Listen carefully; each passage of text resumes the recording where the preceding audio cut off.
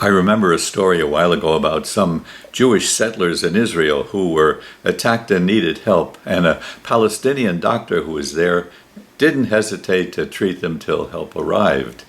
The paper afterwards said his response was an act of kindness in a conflict often bereft of it.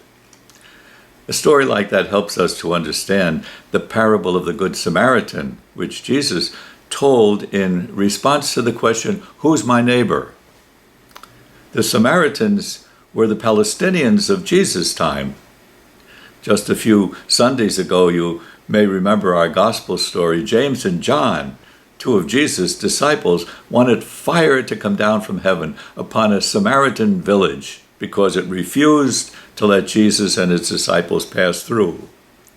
And you remember what the Samaritan woman in John's Gospel said when Jesus asks her for a drink of water. "How can you, a Jew, ask me, a Samaritan woman, for a drink?"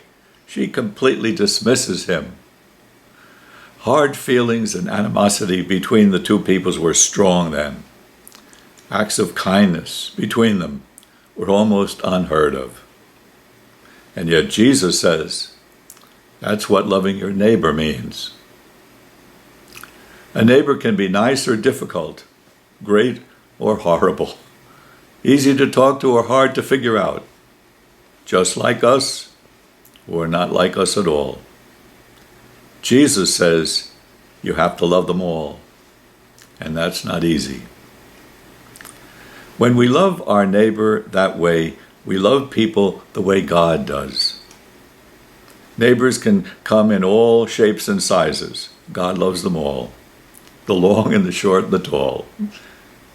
And neighborhoods, too, can be bigger than the one we live in. What about the neighborhood of our world?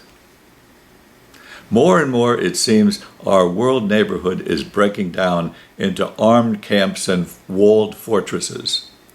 More and more, it seems, we're concerned, like the priest and the Levite in our parable today, with getting where we're going and ignoring everybody else, whether it's poor immigrants fleeing from wars or economic hardship, or people without jobs who need help taking care of their families.